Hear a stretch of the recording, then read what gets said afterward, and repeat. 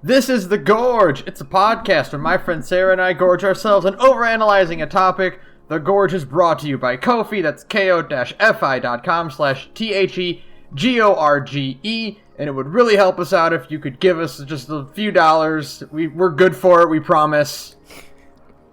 We'll make it up to you, man. We swear. We're good. You can trust us. Come on, we've been friends forever, right? Come on. You love us, don't you? It's fine. Sarah, what are we doing this week? This week is whatever. I was really hoping I could get that out smoothly, and then I didn't. Hey, this is the Gorge Roundup, episode 2. That's right. We're still keeping up with this format until our next format change here. But for now, we're going on strong, and the Gorge Roundup is where we talk about what we've been playing, which will be a very, very short issue this time, and what's going on in the various news places. Not like important news or anything like that, but like dumb video game news. So it's fine. Not the news that'll actually affect you in 5 years, but you can pretend maybe for a minute that stuff doesn't exist. We're here to give you relief from the horrors of the real world, is what we're saying. Don't worry. We've got you. So, Sarah, what have you been doing this past month? I was really, really hoping I would have something else to say. I was really going through the mental Rolodex. Like, have I done anything else? And the answer is, no. Literally all I've done is play Fire Emblem Three Houses for a solid month. There has never been a game that... I literally cannot think of a game that I played straight for a month. It's bad. How much... Not that Fire Emblem is bad. God, no. It's so good. It might be Game of the Year. It's horrible to think about. But it's bad how much time I have invested into Three Houses. I am about halfway through my second run. Maybe slightly less than half. I'm doing Golden Deer after Blue Lions. And it's been interesting. The tone is completely different. The Golden Deer are nowhere near as endearing as the Blue Lions. Ha! Endearing! Oh! Look at that! I'm almost proud of myself, but I'm mostly disgusted.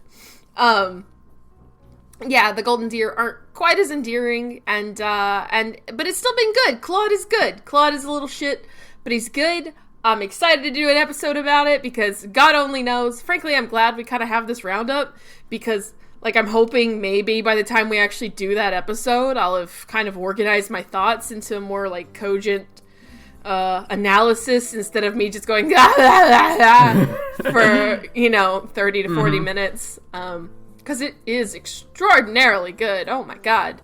Yeah, so that's what I've been playing. It's a huge problem. How about you, Ben? Well, what have I been playing?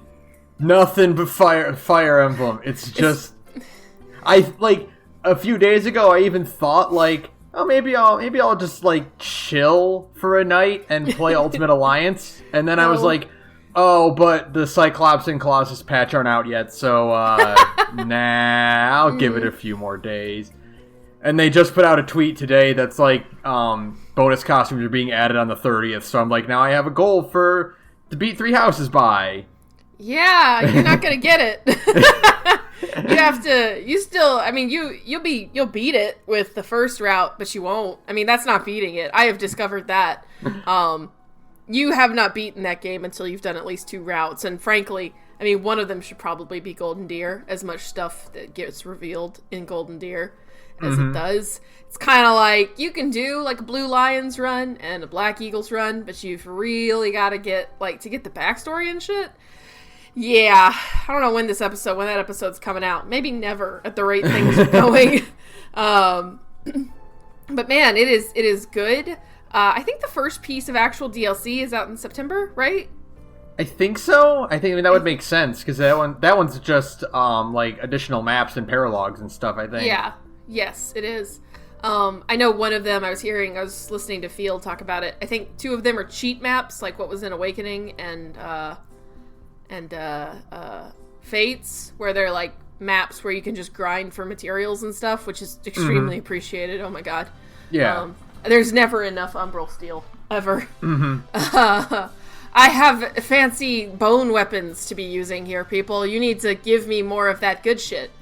So I can actually do like a hard run, like a hard casual run, instead of just like a normal, not hard casual, the other thing, hard classic. So I can actually see what that hell feels like. Also, Lunatic mode is supposed to come out with that new DLC. So, oh, good. Do you want it to be harder? Here you go. I'm like, I kind of do. I kind of do want to see what it would be like to suffer in this game just a little bit more. So might give hard a run for my last go through. But yeah, no, it is. Oh, it's so good. It's a really, really good game. It's insanely satisfying. Yeah. I literally cannot put it down. Like, in a world where a bunch of other stuff is coming out still, like, yeah. I've never had a game that's just, like, been this long and been this all-consuming. Twist your arm and just make you, like, really invested in this plot. It's incredible. How much this game realizes the dream of, like, this is actually 4 games in one. This is easily a 250-hour-long game. It's amazing, even though I know that the church route is pretty samey to the Golden Deer route in terms of what is revealed unto you. I mean, if you're doing the 3 main routes, you're still spending upwards of 250 hours, like you said, in this game. It's like, wow, okay, chill the fuck out. Yeah. Chill the fuck out, Insis, but actually don't give me more. That's my problem, is that I'm already like, no, but I need more. You don't understand. I want more characters. I'll just wait till April, and then you'll get that. There's more in between then. There are... Yeah, but none of it's There's like a plot. whole DLC. Yeah. But I mean, new characters might give us some stuff. Like, we maybe get Gerald? I mean, like, why else would he have, like, affinity rankings and stuff? Because you can't recruit him right now, but you can still build affinity with him. So, there's that. There's, like, maybe Yuritsa is, like, a maybe DLC character. I don't know how that would affect, like, the plot that he's involved in, but we'll see. I'm just fascinated to see where DLC with this game goes, and I want more costumes. Can I please have more costumes? I'm tired of how bad all of the Lady Byleth outfits are. Big agree there. I'm suffering in bad lady costume hell. It's horrible. Even, like, her school costume is like, I might get that, but it's too, like, cutesy. It's really cute, and that's a huge problem. Like, I like looking like a cool, badass mercenary lady, but okay, sure, schoolgirl uniform is kind of cute too, I guess. Anyways. We'll see what we get when it comes out. I'm excited. We have, like, literally no news about that yet, so, I mean, it's hard to say. I know! It's like, it's been a month, people! Time to give me some more info about this game. I just saw rumors today about, like, a direct in September, so probably Fire Emblem news in there. I hope so. That would be nice, because, this game has eaten my life, so I would just like it to continue eating my life and just shit all over every other JRPG I'm going to play for the next couple months until Final Fantasy VII comes out. Oh, well. Have we really played nothing else? I literally played nothing else. I watched and read a lot of stuff, though. Really? Yeah, I watched, so in this month, JoJo Part 5 finished. Oh, yeah. And that has me reconsidering a lot about my placement of each part. Oh, really? I did not like Part 5 when I read the manga. But finishing the anime, it's probably my second favorite now. First is, I assume, Part 2? No, Part 4 is my favorite. Because Part 4 is just Persona 4. Oh, right. That's right. I totally forgot. Yeah.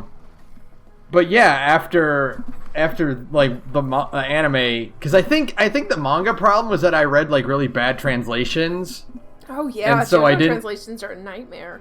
And so like I didn't quite understand what was happening most of the time, but then like seeing it animated with like good subtitle translations, I'm like, oh, that makes sense now. And now everyone knows how King Crimson works and how Gold Experience Requiem works. And it's like, oh, okay, this ending makes a lot more sense now. Yeah, up until like super recently, JoJo's Bizarre Adventure just didn't have translations that were worth anything on the internet. It's actually kind of crazy how long people went without good translations for JoJoba. Like the Part 5 translation especially, I think they were like a practice for Chinese translators to English or something like that. Yeah. Where it's like we're just doing this to see how well we know the language. Oh. And that was the translations we had for a while. It's a dark time. Nowadays you can buy most of it in like big nice books, right? Mm-hmm. Oh yeah, the Jojo Veller, the big you see them in like bookstores, like the fancy hardcover with the really ornate Araki drawings on the front. It's like kids these days don't realize how good they have it, man. No, the ones where Whole Horse fucking looks exactly like Gyro in Part 6 or Part 7. And it's like, wait, they're already up to Steel Ball Run? Wait, no, that's Whole Horse. That's supposed to be the loud, brash American cowboy. Look, that's just how Araki draws everything now. You gotta deal with it. I hate it. I hate Part 8 so much. Oh my god. I like Araki's current art style, but it is definitely a departure from... Boy, I mean, when you've been drawing for this long and you went from basically making a Fist of the North Star fan manga to, like, your own actual thing, it is staggering, the difference in art these days. It's hilarious. It's also funny that the man has never learned to draw a dog. I was literally about to say the same thing. He's been drawing this manga longer than I've been alive, and he still can't get a dog. He just never sat down and learned. So Melissa and I are watching. We're on Part 4, but I finished Part 5 by myself. Mm-hmm. And yeah, we got to Iggy in Part 3, and she's like, "What the fuck is that thing?" It's a dog, obviously. What? That's not what dogs look like? You don't know what a French bulldog looks like? Come on. That's clearly what that is. And the best part is, like, early on there was like, is Iggy a French bulldog or a bulldog or a French terrier or a Scottish terrier? And it's like, I don't know. They're dogs that already look kind of similar, and then Araki doesn't know how to draw a dog. Yeah, that is truly the most hideous mascot creature of them all, I think. Like, I'm pretty well versed in anime mascot creatures, and Iggy. And I guess Iggy kind of counts as the mascot animal. Yeah, I guess. I mean, I gotta say that there's one for Part 3. It's got to be this horrible looking creature. It's Iggy, and then no. The mascot character for JoJo is Rohan. He's the mascot animal, because he's the one that's Araki's favorite, even though Araki says he doesn't pick favorites, and that Rohan is not a self-insert. Don't fucking lie to my face, Araki. Man, Rohan is the manga artist, right? Yeah, Rohan is the manga artist from Part 4 that, just fucking gets a bunch of spin-offs for no reason. He's like, no, I don't play favorites. It's just Araki gets to go to the Louvre. Rohan, it's like it's like Arrested Development, but in reverse. I love all of my children equally. Later that day, I don't care for anyone else except for Rohan.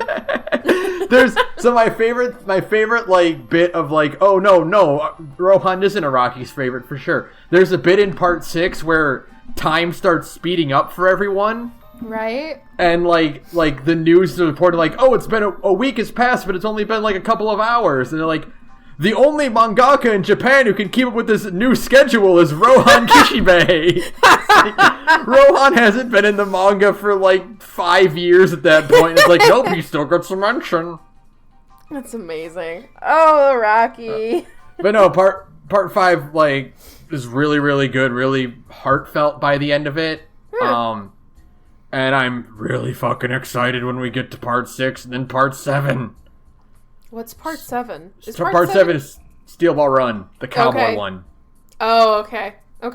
Stone Ocean is Jolene, right? Yes, that's the next one. That's the one that's coming up next, and I'm like surprised there was not a stinger of Jolene in prison at the very end, but like soon. It'll be soon.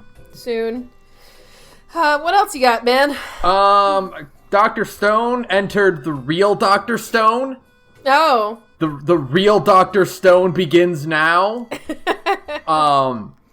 Because the first handful of episodes are about Senku, Taiju, and Yuzuriya. Mm-hmm. And they're the first 3 that like break out of the stone imprisonment.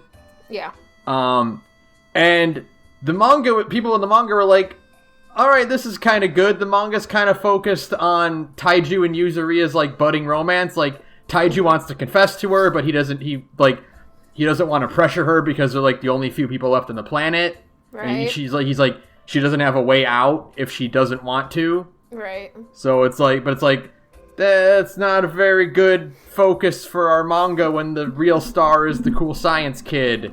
Right. And so the author's like, all right, so he conceived a plot where they leave, they separate for reasons, and then Senku goes and finds another village, and he's like, I'm gonna teach you all bitches about science.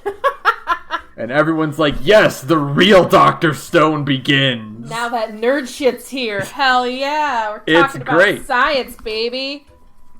It's a shonen manga where the first story arc is the first boss, like the first enemy they fight. The first arc is making penicillin. Fuck yeah! Fuck yeah! Fuck you! We're on that nerdy stuff. We're growing mold. That shit's great, man. So fire. It's Gotta find minerals. Gotta build machines. Yeah. Here's how to making stuff. Here's how to make a kiln, motherfuckers. We don't do any of that lame-ass battle manga shit. We're here to build stuff. The best part is, like, people on Twitter who are, like... Because, like, the opening is kind of like a standard fare anime opening. Mm-hmm. You know, it's just, here's action shots of a bunch of characters. And it's like, I don't know, I don't want this to be, like, a generic fight manga. Like, they're talking about building guns and stuff. I want more of the science. And I'm like, oh, just you wait. Don't worry. Just you wait, it's getting there. Dr. Stone has got you, baby. Senku knows what you like. You like science, baby. Senku likes science so much he's got it on his shirt. That's the best. The best part is there's a legitimate plot reason he has it on there, and it's pretty significant. Oh my god, that's hilarious. Why he writes that? It's great. Oh, shonen manga. That's amazing. I love it. It's the best. It's so good. Oh, shonen. Shonen's weird these days, man. It is. It's like we can't keep trying to be One Piece because only One Piece can be One Piece, and One Piece isn't even very good at being One Piece anymore. So you know what the thing is, and like I saw this pointed out to me recently, where it's like, One Piece is going to end in like 5 years. Yeah, they say that. I don't believe it. But like it's getting there. Like, it's getting to the end. We'll see. What's shonen? Come back to me in 5 years and we'll see if One Piece is still over. I've got money. I would take it to Vegas and be like, no, it's got another 10 years in it. Easy. But what's Shonen Jump gonna do when One Piece ends? Die.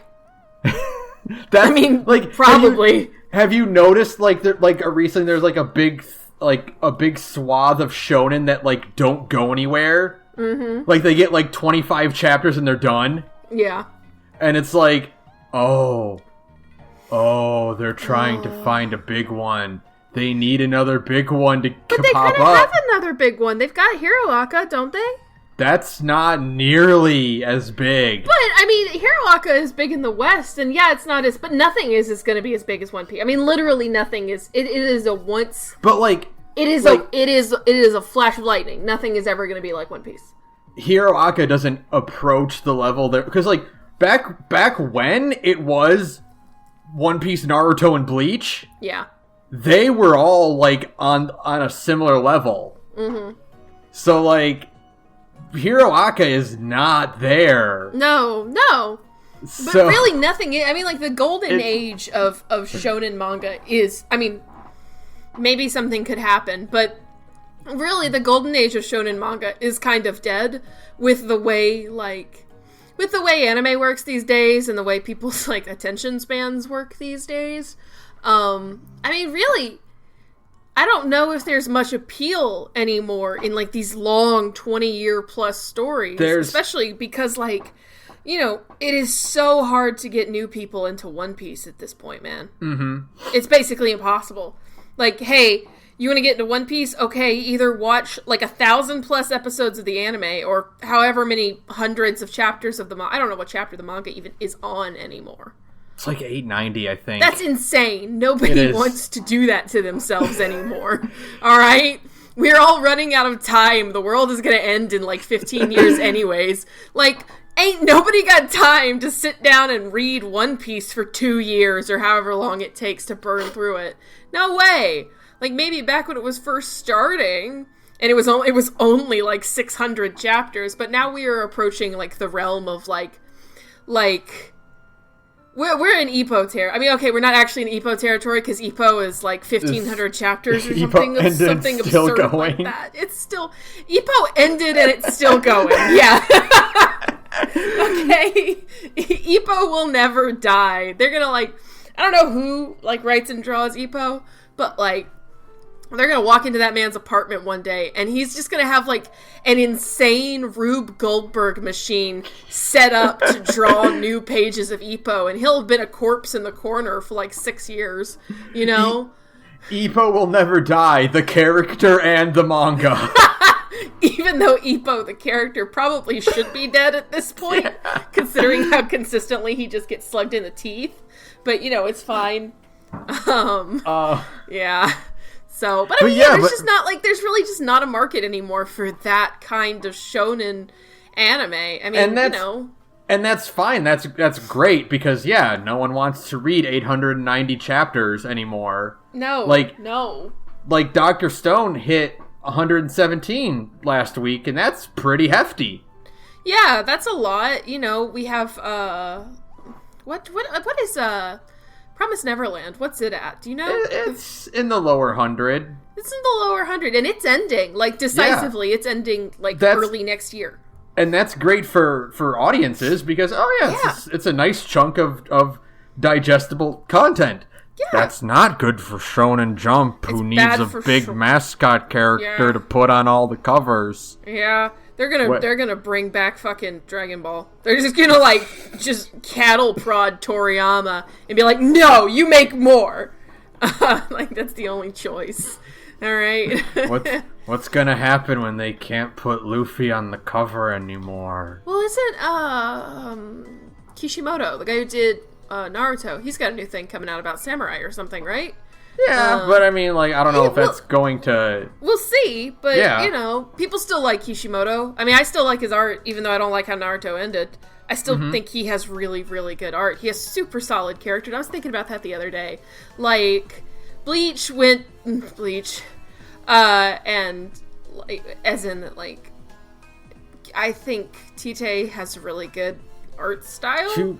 Kubo Tite should just be commissioned to draw covers. Well, he's finally getting to live his dream. He's just designing characters for Sakura Wars now, which, I mean, like, good for him. That's basically all he's ever wanted. Yeah. He has good character designs, but, like, his art doesn't really express them as well anymore. Like, his last strongest design was Ulquiorra's, like, final form, which looked, like, genuinely cool. Then, you know, One Piece went One Piece, and I've said a lot on Twitter about how much I hate how One Piece looks. I mean, I think it's bad.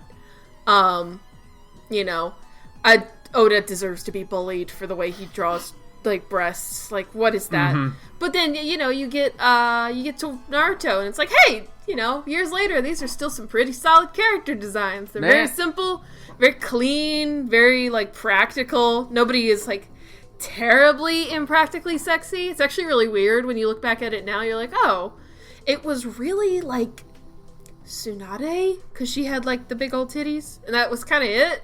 Like, everybody else is pretty practical. It's like, oh, okay. Yeah. I mean, there was still like, you know, babies ever after, which is the worst way to end your manga. But in general, the designs are still really solid. You know. I mean, I'd play a Naruto fighting game because those characters look good. Yeah. Boy, so. I'd play the hell out of an Arc Sys Naruto game. Yeah. But no, Arc Sys is too busy making Grand Blue when I would really much rather have fucking. I mean, we're getting a new Guilty Gear, but I would rather have a Fate fighter. Yeah, we'll talk about that when we get there. But no, Dr. Stone is the best fucking shonen out there right now, bar none. Like, easy. And now that the anime is at the good part, I'm super excited. The anime itself, like, is not the best quality.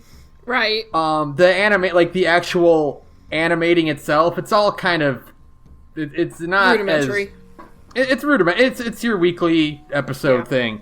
They do nail all of Boichi's expressions, which is a good thing. And also it does the two good things that all anime should do with its music. What? Which is bagpipes. Bagpipes in anime is fucking stellar. And mumble hip hop. Oh yeah, mumble hip hop in anime is always cool. Over like montage scenes. Yeah. Yeah. Kill la Kill and Gurren Lagann taught us that. Like that. Yeah. Yeah. Or Hiraka does it too. Yeah, Hiraka, and that's like, ooh, that's so good every time. Yeah. It's so good. It's always cool. You're right. I mean, the greatest example is definitely Kill la Kill, though. I mean, but you know, Kill la Kill is like one of the last modern classics, I think. Yeah. It's so good. What is that sound?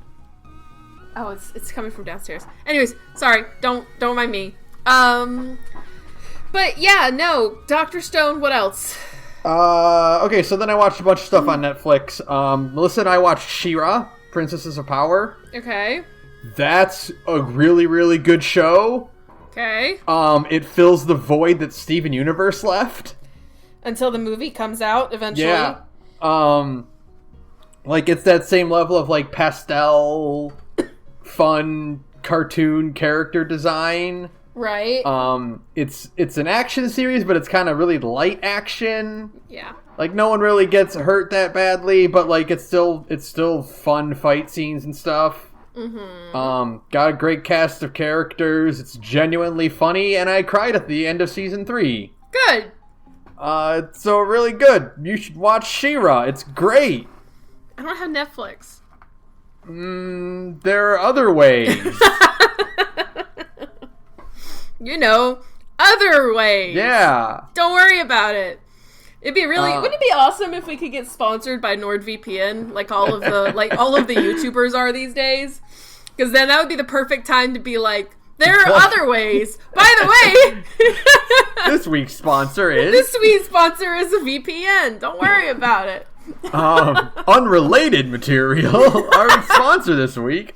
But no, She-Ra's fucking great. I'm very upset that Kevin Smith gets to do an edgy hardcore reboot of He-Man instead of Prince Adam showing up in She-Ra. I know, I'm so tired, but okay. Anything else? Like, I watched Rocko's Modern Life, the Static Cling special. Really good. It was very refreshing to watch.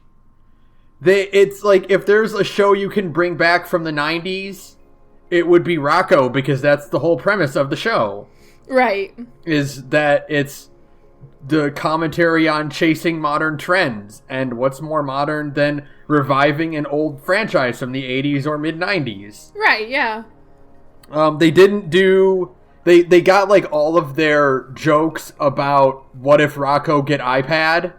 That was all done in like 10 minutes. Oh, good. Okay. It's like, here's all the jokes, and then here's an actual plot. Here's an actual story. Now we've made our little 2010s plot. Yeah, here's Heifer and Filbert going to a Starbucks, then going to a Starbucks across the street. Joke's done. Moving on. There we go. It was really, really good. It had probably one of the best examples of trans representation you could expect from a cartoon. It's so good. It's so good. It's so sweet. It's just there, and it's there. And it's. I think they actually contracted. I think they worked with GLAAD, maybe. I'm not sure which organization, but they did actually work with an actual organization to get real trans experiences to make it, have some sense of realism and understanding instead of just kind of winging it, which is definitely the best way to do it, is to be hey, tell me about your actual experiences. Thanks. It felt very grounded in a way that I don't think I expected. Right. Since playing JJ McField. McField, yeah. The Missing. There we go. I was like, oh, wow, that's okay. That's a good way to do it in your cartoon for kids. Is that our kids are going to watch and see happen. That's nice. And yeah, it was a really nice experience.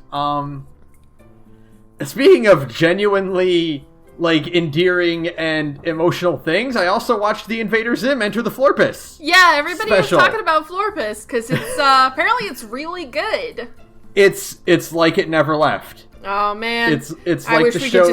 I just wish we could get Zim back for reals. Well, you know what? The Zim comics are really good too. I don't know. I talked about them last month. The comics, they're not some of them are written by the original writers of the cartoon, but they are all overheaded by Jonin.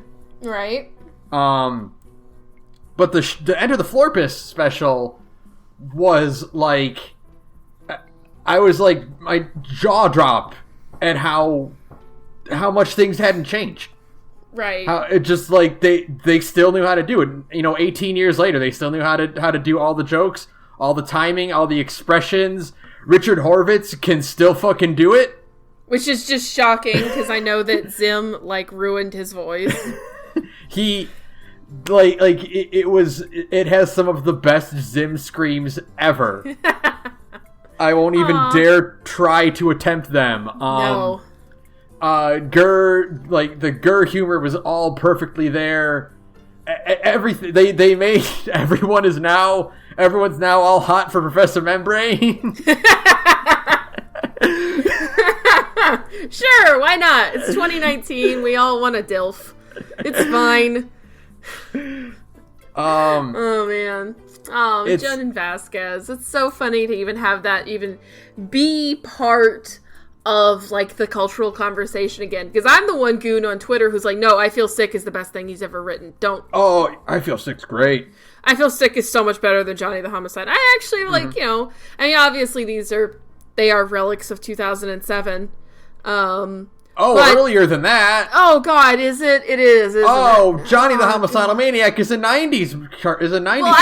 I didn't read it until early high school, late middle school, early high school. Mm-hmm. So, but I mean, yeah, it was all kind of part of that same horrible. We were talking about this last week. That horrible stretch of time that is just a nightmare to recall. And Johnny is definitely a relic of it, but I Feel Sick is still pretty good. It's still pretty good. I really liked I Feel Sick. That I didn't know that was actually Ricky Simmons did the colors for that, who is the voice of Gur. Really? Yeah. Oh, that's nice. That's cool. Zim's staff is a lot of Jonin's old art buddies. That's awesome. Man, that's so interesting. Okay, cuz I love I Feel Sick. Just I used to have the books, and I know they're super rare. They're gone now. I don't know what happened to them.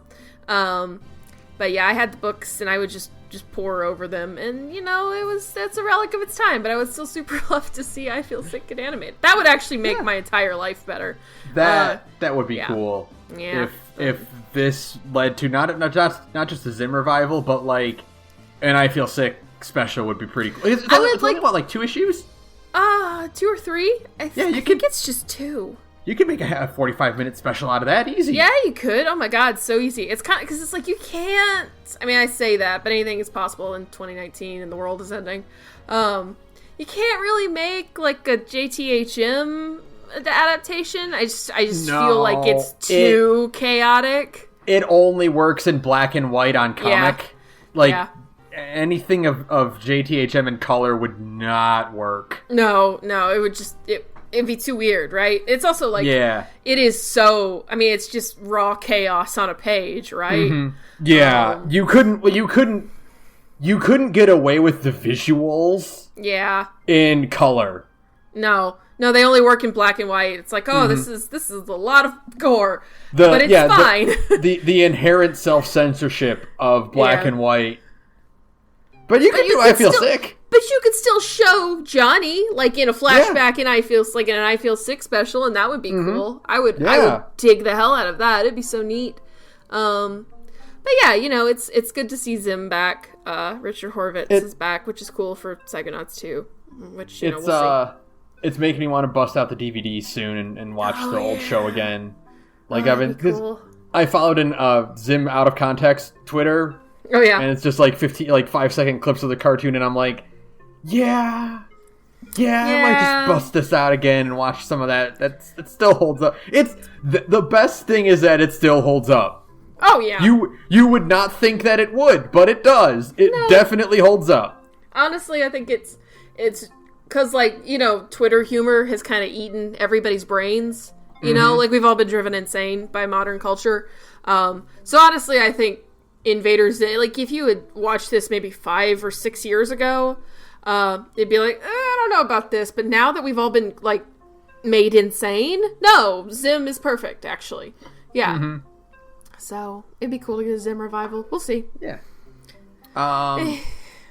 Anything else for the news? Yeah, I have a bunch of comics I've been reading too, and I'm gonna go through these as quick as I can. Okay. I didn't talk about this last month, but I've been reading Spider-Man. Shocker, I know. Shocker. There are 5 spider books that I'm reading. Oh god, that's too much spiders. I'm reading Amazing and Friendly Neighborhood. Those are both the Peter books. Amazing is your standard. It's going since 2018 with Nick Spencer at the head of it after Dan Slott stepped down. Mm-hmm. It's like it's part of their back to basics thing where it's just like, hey, you know what's good? What if Peter Parker fought a criminal? So what if he did that and there was no gimmick with it? What if he just fought bad guy? Right. And I'm like, yes, that's what I wanted in my comic book. And that's good. Then Friendly Neighborhood is like a little bit lower key. It's like the title says, it's more street level, him dealing with like people in his neighborhood. Right. And like there was an issue recently where the big bad was feeding off of people's anxiety and monetary problems by using a GoFundMe XP. Oh my god. As like a way to feed off of anxiety. Right. And stress. And so he had Tony Stark like give some donations. Yeah, that's neat. So that fixed the problem. Yeah, I mean that'll do it. Yeah. And then I'm also reading the Miles Morales line, which is another like issue, like fresh start for him. Just like Amazing, it's just what if Miles fought bad guy? Yeah, and there's no gimmick. It's just him. Right. And then Superior, which is like I said last month, the Doc Ock in a clone of Peter's body. Right. In San Fran. This is the first time I actually really liked Superior because I didn't like him when Dan Slott wrote him. Right. This one's great because like it's the thing where like the biggest problem with the Dan Slott run was like everyone had to be an idiot to not see there's something wrong with Peter Parker. Mm-hmm. Because it's like, oh, Peter Parker is running a criminal empire and he killed a guy. Weird. Okay. Weird. Oh yeah. Well. We'll worry about that later. Don't worry about it. Don't worry about it. Like Wolverine, who is like, he uses Spider-Man as like a moral compass. Mm-hmm. Is like, Spider-Man killed the guy. People have bad days. Sure, it's fine. Yeah. So, okay.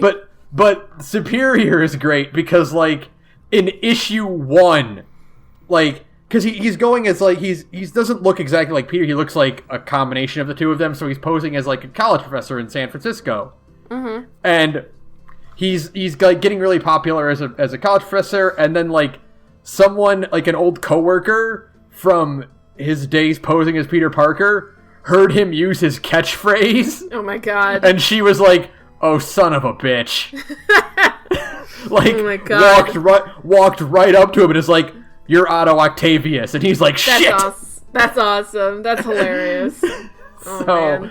it's off to a great start. And then I'm also reading Ghost Spider, which is the Gwen Stacy Spider-Woman, her new series, where in her like previous line, her identity got exposed to her timeline, so she can't live a normal life anymore. Right. So what does she do? She hops dimensions to Peter's universe. Oh, well, so she can take college classes and not be like famous there. That works. I mean, yeah. And so, but like, so the first issue is like her, because Peter's like a TA at the university. So he's like, I'll help you get settled in with your classes and stuff. And they go talk to a financial aid. And they're like, the financial aid is like, oh yeah, we have a scholarship for aliens or trans-dimensional people. And you qualify for that. Tony Stark has a scholarship for people like you. Oh my god, that's hilarious. That's like the best bit of lore you can have for like a superhero universe. Like, yeah, no, we're used to this. Oh yeah, if you're stuck in this time period from the year 3000, or if you're from a different galaxy and you got stranded here, yeah, we'll help you out. We'll get you covered. We'll help you learn how to interpret Western lit. Yeah, it's fine. Yeah, no problem. We got you. We got your back. Cool. This happens all the time. Yeah, no, it's totally common. There's actually a club on campus for all of you. They meet twice a week. Oh, that's great. And then I'm also reading Magnificent Miss Marvel, like I mentioned. It's cool. She got a new costume that's all alien and teched out. Yeah, cool. Looks really nice. And she had an issue written by Clint McElroy? What, like Adventure Zone Clint McElroy? Okay, sure. Like the dad of the McElroy. Like, the McElroy, the four of them wrote a story arc for the recent Thor event that went down. Okay. They wrote like a side story for that, and it was pretty good. But now like Clint McElroy himself is just writing a one-off issue starring Miss Marvel, and I'm like, oh, this is pretty good. That works. I'm also reading Gwenpool Strikes Back. Issue 1 of that launched. I was hesitant because Gwenpool is a character that like you have to be really specific with. Her whole gimmick is that Gwenpool is an isekai. She was a fangirl of Marvel who wanted to get into the Marvel universe. And so she got there and she was like, oh, now I'm in here and I can use all my knowledge of the comic books to like make it big. And then she had to learn quickly that no, she's in a real world with consequences now. Right. And it's not going to be as easy as going up and hanging out with Thor. Right, because yeah. it turns out that superheroes don't like it when this random woman who looks kind of like Deadpool starts yelling their secret identity. Right, yeah. That doesn't really fly. Yeah, it doesn't quite track. So Deadpool's whole thing is that he breaks the fourth wall, right? But, like, you can kind of just say, like, oh, he's crazy, and he's just kind of saying this shit. Yeah. Gwenpool knows for a fact that she's in a comic book. Yeah, yeah. Like, she can see the margins. Oh, that's awesome. Okay. There's a bit where, like, she tries to escape from, like, she's held captive in a cell, and she tries to escape by literally jumping ahead a few pages. Oh, that's awesome. Okay. So this whole recent line is like the new series, Gwenpool Strikes Back, is about her coming to terms with the fact that while she's a popular gimmick character, she's not sure if she has lasting power because she was on a team book recently, and that team book got canceled. Oh, that's great! Oh my god, that's hilarious. Now she's really nervous because if people stop writing her, then she stops existing. Yeah, exactly. So now she's all about trying to find like a fun gimmick that can make her more popular and more appealing, so she doesn't get canceled. That's awesome, hilarious. So that's really great. And that's like the first issue was really, really good. And I'm glad because it's really hard to screw up this concept. Right. Yeah. Yeah. Well, okay. But the best comic I'm reading right now, I just started it. The best is Transformers More Than Meets the Eye. Oh, that's not what I was expecting. No, I was not expecting it either. It's the thing where I saw a post about it on Reddit, and it's like, here's a single page from this comic, and I'm like, all right, I'll check it out. And I read the first few issues, and I was hooked. It's that good. It's really good, especially, it's amazing that it hooked me, because I don't know a lot about Transformers. Yeah, I don't know anything about Transformers. that is a cultural knowledge gap of mine. And, okay, so, name as many Transformers as you can. Just off the top of your head. So the four big ones, Megatron, Optimus Prime, Bumblebee, Starscream. Why would you put me on the spot like that, you piece of shit? I have a reason. So just RC is the lady Transformer, which is the only reason why I know her. That might be it. They're not in this book. Oh, wow, okay. This book is really cool. It's so IDW has been doing Transformers comics since 2005, and they're all in one contained timeline. Yeah. So the war is over. Okay. The war between Autobots and Decepticons is over. Oh, wow. They ended it. So More Than Meets the Eye is a post-war comic, and it's about it's about all of these listless, anxious robots who the war that's been going on for 4 million years. Excuse me, 4 million years. Like, there's a bit in one comic where someone finds out the war's over, and they're like, "What do you mean the war's over? That's like saying that over. That's like saying there's no more blue." Yeah. So it's like, well, what do we do now? So Rodimus Prime, aka Hot Rod, says, all right, well, I've got a lead on these things called the Knights of Cybertron. Okay. Anyone want to go with me on a space quest? Sure. So he's gathering up a bunch of misfits, a bunch of randoms, a bunch of nobodies, and they are going on a big galactic space quest. Sure. I mean, what else do you do with your time when you're a war machine with no war? Right? Optimus Prime left. Bumblebee's in charge of Cybertron now. We're gonna go find something to do, and it's just a bunch of all the ones that you don't know about. I think the most popular, the most well recognized character on the crew is Ratchet. Yeah, that sounds kind of familiar, but I mean, that's it. Or maybe Ultra Magnus, but that's it. Everyone else is, I don't know. Everyone else is just a total nobody. Cool. And okay. It's great because it's very much like, hey, here's all these misfits and they're gonna become found family. And I'm like, yeah, that's what I like. Roll me all in that shit. You've got a bunch of Autobots, you've got a bunch of Neutrals, and you've got a bunch of Decepticons, and they all have to live together now and deal with, hey, this guy might have killed a few of your buddies in the war. How are you gonna handle that? Yeah, how are you gonna deal with that? That's good, yeah. It's really well written, it's hilarious. The first issue has them finding a robot that fell into a canyon, and it's set up so you think oh, he's trying to get to the launch of the ship, and he falls and he can't get out because he passes out. Right. And then they find him 15 minutes before the ship launches, and they drag him on. And when he gets on there, he's like, "Okay, so hey, have we left? Are we on our way?" And they're like, "What are you talking about? Do you think you're on the initial ship?" And what ends up happening is they find out that he was a pre-war bot.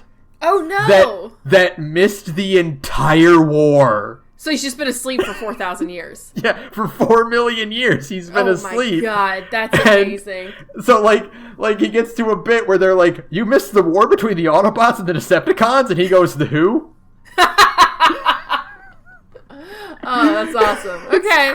It's great. That's pretty good. It's so fucking good. And it's so intense. And, like, people are trying to be heroic, but they're doing shady shit behind the scenes, behind the doors. You've got people who don't trust each other, but they have to, like, you know, there's a circumstance where they have to save each other's lives. And it's all that good shit. It's all that good shit. And I have to reread every issue because I can't tell them apart. They all look the same. They're all blocky robot men. I'm like, there's a bit where a bunch of medic bots are stuck in a hospital where, like, a literal rust zombie virus is breaking out. Right. And I'm like, I can't tell which red and white robot is Ratchet and which one is First Aid and which one is Pharma. Oh, no. That's unfortunate. Yeah. Well, but I'm getting there, and you're getting better at it. It's a fantastic read, and I'm like, I kind of want to read all of the IDW comics. Oh, God, you're going to be in hell. And so I'm like, okay, so... Hell. I'm like, what's the reading order for the IDW Transformers timeline? It's only been 2005. That can't be that bad. Oh, no. Oh, no. Oh, because it's not just the Transformers issue 1. It's, here's the Megatron Origins 4-parter. Here's a single issue spotlight on Orion Pax. Here's a single issue spotlight on Blur. Here's one on Starscream. And I'm like, oh, no. Oh, buddy. But, so where do I buy them? And I go to the TF Wiki, because the TF Wiki is the best fucking wiki out there. Right. I love the TF Wiki. And they're like, here, because another wiki would be like, here is like, IDW is putting out like a book, it's like hardcover collections of everything. Right. And any other Wikipedia would be like, here is the book. You know, here's what it contains. The TF Wiki is like, here's the book. But it's not very good because the issues aren't in the right order. Oh, and my God. They aren't going chronologically. Like, this one should actually be here. And this one should be in the next volume, actually. Right. But, I mean, they're all there, but it's like, you kind of have to skip around a bit. It doesn't really make sense because they talk about things that happened in this one, but you haven't read that one yet. Mm-hmm. And I'm like, no, don't do this to me. I'm sorry, dude. Look, you're in comics. You've got to be used to it by this point, buddy. I hate to tell you this. You've been reading comics since literally the beginning. You should just be used to this. I mean, I am. And the thing is, what I usually tell people is, don't worry about that. Just read the ones you like and fuck it if they say otherwise. Just stop when you want to stop and start when you want to stop or start. But I'm like, I want to read it all because this is really fucking good and really, really compelling. Right. Because I found out later in the series, in More Than Meets the Eye, that Megatron joins the ship. Oh! There's a page of Megatron wearing an Autobot symbol, and I'm like, I gotta fucking know about that. You'll get there eventually, man. And then one final thing about this is really cool. I read, it has an official soundtrack. Oh. A comic, like the comic line has by the authors themselves have decided, here's a playlist with the official More Than Meets the Eye soundtrack. And that is cool. Is it just like a Spotify playlist or something like that? Yeah, it's just a collection of songs, and it's like, you listen to these songs for these issues, and then, you know, when you get to this story arc, here's the songs for that story arc, and it's like, that's fucking cool as hell. That's very cool. Very involved. I like that kind of stuff, because it's like, it's like official, but it's not like licensed or anything like that, so it's usually just like, here's a bunch of cool music that people you know listen to. Yeah, exactly. It's just like it's not listed in the comic, but like the authors of like, yeah, here's the songs you should listen to for this. Here's the theme song for More Than Meets the Eye. Right. Okay. So that's really cool. And that is like my spotlight for now. Okay. Is this. Cool. Cool. But yeah, beyond that, that's it for me. I wish I had more games to play, but just Fire Emblem all the way down. Fire Emblem B. It's just Fire Emblem. I kept telling myself, I was like, I'm going to play something other than Fire Emblem so I have more to talk about during the Roundup episodes. But then I come home and I'm like, yeah, but what if I just played more Fire Emblem instead? What if I just did that? Just Fire Emblem. I guess the one thing I realized while we were talking about this, because my other, you have comic books My other big thing is I realized it's YouTube people, like people talking about YouTube. Yes. On YouTube, yes. Because I'm always talking to you and telling like, oh, you need to watch this. Oh, you need to watch this, and I'm like, oh, that's like my other big thing. Yes. Tell me what you've been watching. So, just real short ones, real fast. Jack Saint just put out a big thing about. Hold on, I have my list of YouTube. I'm like looking at this now. I'm like, oh my god, all I watch is YouTube videos. Jack Saint just put out a video about why all cops in media are bad, and it was originally going to be a one-part thing, and then he just got started talking about Dirty Harry, and how Dirty Harry is a reflection of, like, 1970s police culture, and it's extremely good. Part 1 just came out today. I don't know when Part 2 is. Jack Saint is really good. He's talked about, like, LGBT rep in 90s anime and cartoons and stuff in the past. Cool. I really like his content. What else? Actually, my favorite, like, sleeper person is a guy named Explanation Point. He has a really funny gimmick where he talks really fast and then, has, like, a really funny way of putting his videos together where he just layers images on top of each other as examples of the stuff that he's talking about. It's really funny when you see it all, because like after a while the screen is just chaos. Oh, I get what you're saying. I love that idea. Yeah, and he is the one who I told you a few months ago has a really funny video about how to play Magic the Gathering, and so he's just really funny, and he lives in like the Netherlands or something like that, and it makes him very interesting. Drinking with Skeletons is a guy who's put out a long video about how much CinemaSins sucks.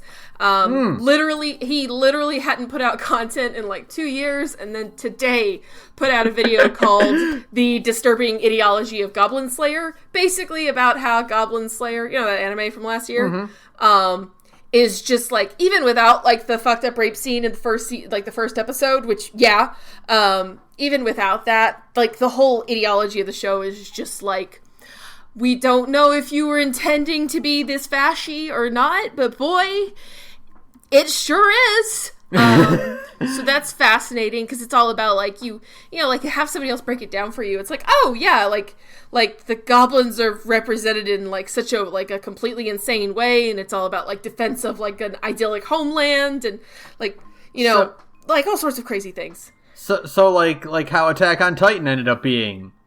Yeah, but even more fashy than like Attack on Titan. Ooh. Like Attack on Attack on Titan is like I don't know. I don't know enough about AOT to like speak definitively about like how fashy it really. I know that the author is maybe a Japanese nationalist. I don't know Isayama is the author for Attack on Titan. I don't know how much of a Japanese nationalist he actually is, or what, or is it just like people are misinterpreting, like, I don't know. I can't speak definitively about that. Who else real fast? Civi is like one of my favorite YouTube guys, and he's the one who kind of got me hooked on boomer shooters, because like, I mean, obviously I played Dusk and I really love Dusk, but his whole channel is just about boomer shooters. And he just constantly plays boomer shooters, and it's really, really funny. Because he's like got a funny personality about all of it. He hates Randy Pitchford as much as I do, so obviously good company then. Yeah, he's in great company. Yeah, I respect him a lot. He reviewed Ion Fury, which I'm really bummed about. He reviewed Ion Fury, but he was one of those like poor saps, I think, who the problem is that like before Ion Fury came out, like nobody knew that the devs were this shitty. Right, and so, like, a ton of people bought Ion Fury, and then they found, like, the fucked up stuff in the secrets of the game, and it's like, no. And then Civi was like, yeah, I didn't find any of the secrets in the game because they're really well hidden, but they suck. So, that sucks, but I mean, like, Civi talks a lot about, like, Medieval, Dusk, right now he's playing Duke Nukem 3D. He says once he hits 100,000 subscribers, he's gonna play Duke Nukem Forever, which is great because he hates Randy Pitchford, so that'll be funny. So you should definitely go subscribe to Civi 11 so that we can subject Duke Nukem Forever on him. And then, what else?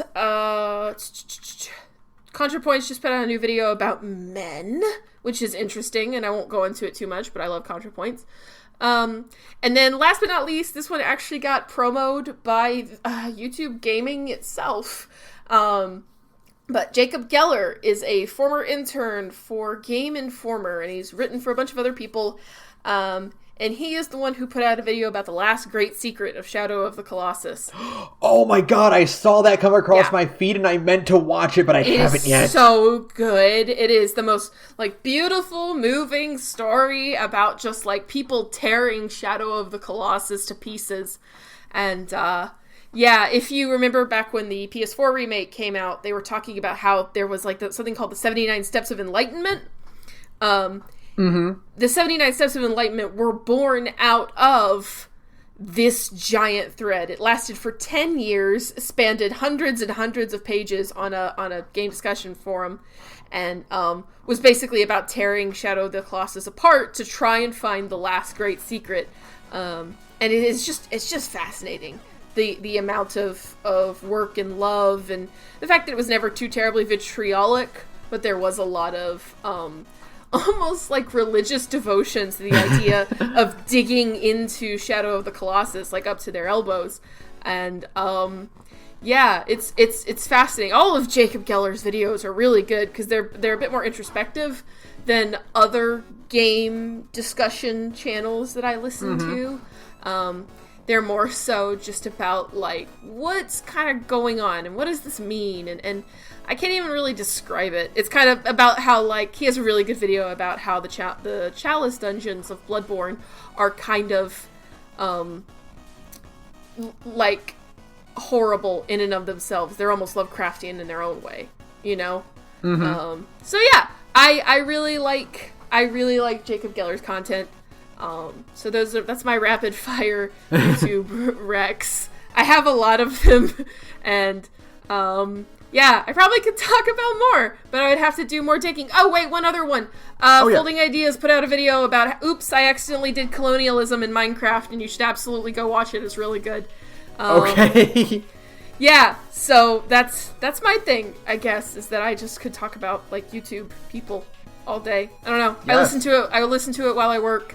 So, it's great. I can just absorb a lot of information very quickly, because I just work a desk job all day, and I can have my headphones on. So, yeah, that's lightning round. Awesome. Okay, let's get to it. Alright, so we've got news, though. We got a lot, like, 2 big events happened this month, actually. Okay. And they got good, we have a good opening and a good closing for it. Okay. EVO happened! I didn't really pay too close attention to EVO this year. I didn't pay attention to really any of the matches. I did watch Goichi and Sonic Fox go at it in Fighters. That's a good match. That ending is just like, choice. Yeah. It's every year, but I have to say, like, I cannot believe we actually have a Goku and a Vegeta. Yeah, we do. It's amazing. That's what, I mean, like, so I loved watching that match, too, because there was only one difference in roster. Right. Like, it was,